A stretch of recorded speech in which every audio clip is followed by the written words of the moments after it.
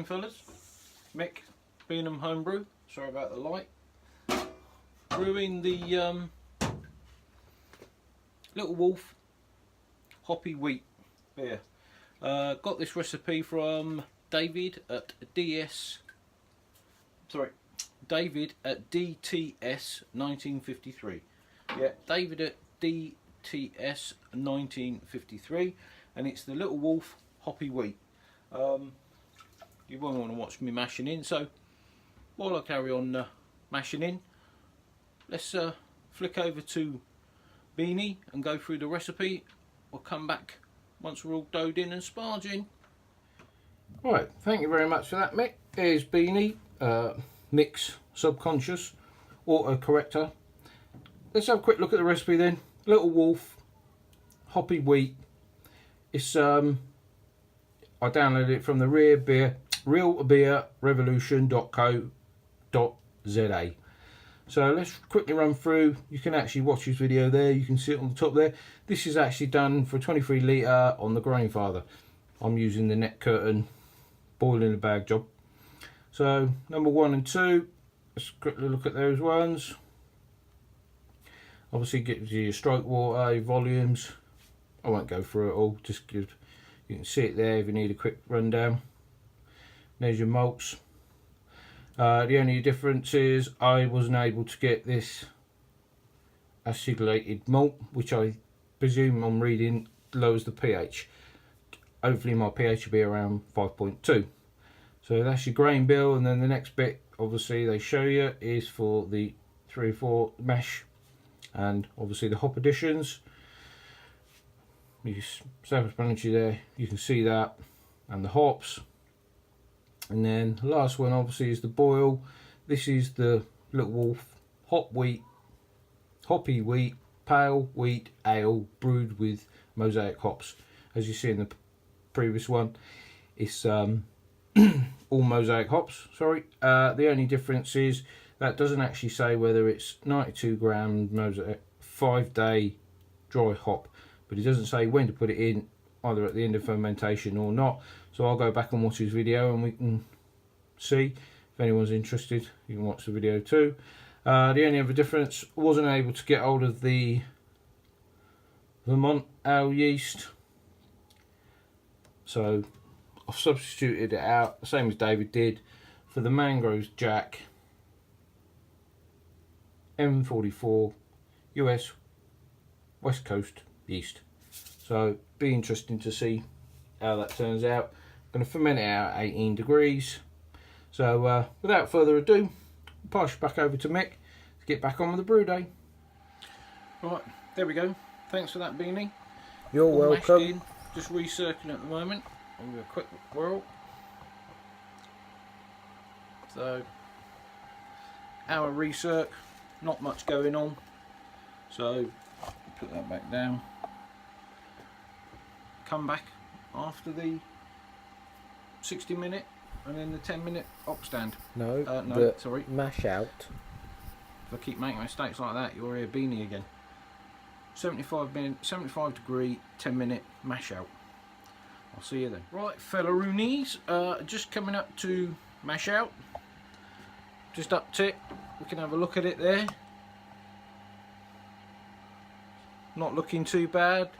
It's not as light as I think David's was, because I couldn't get Munich light. I could only get what they had.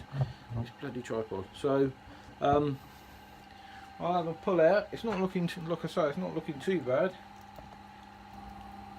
Put the probe in there. So let's get back to mashing. Mash out, transfer it, and we'll come. There's only 2 op additions.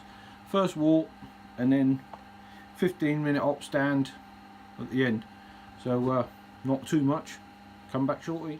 Right, first wort, 10.8 grams mosaic.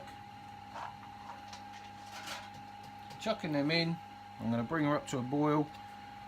We'll come back.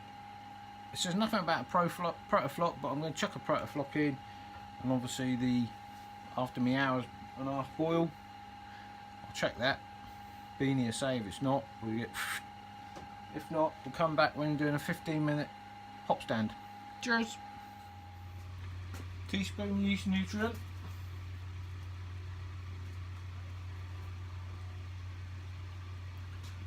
One protoflock. Get the old chiller in there and come back in a minute for the 15-minute. No. Yeah. 15-minute op stand. Right fellas, I've turned it off. 15-minute op stand, it didn't say what temperature to do it, so I'm going to chill it to 80 and then hold it there for 15 minutes and carry on chilling it down. Be interesting to see how long it takes. 5 to 2.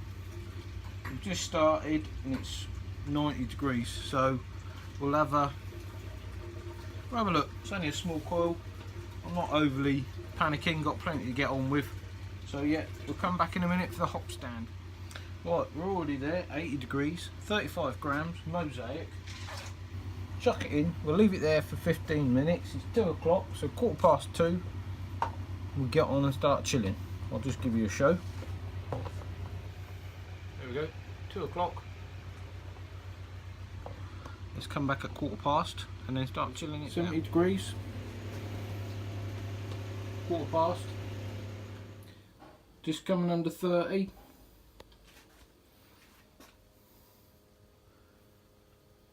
Ten two. Coming up to 5:2. I'm going to start chucking it in the fermenter. Right, brew day over. Didn't hit me numbers. Should have been 1048. Got 1042. Didn't get as much boil off rate. You'd have thought I would have done with the heat, but yeah, didn't get much boil off rate. So I've ended up with, I think, 27 litres when you should have only had 25. As I say, only 1042.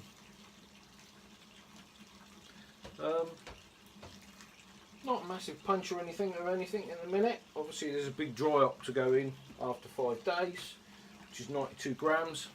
I might just chuck the whole 100 in, to be honest, because I'll be opening a new packet.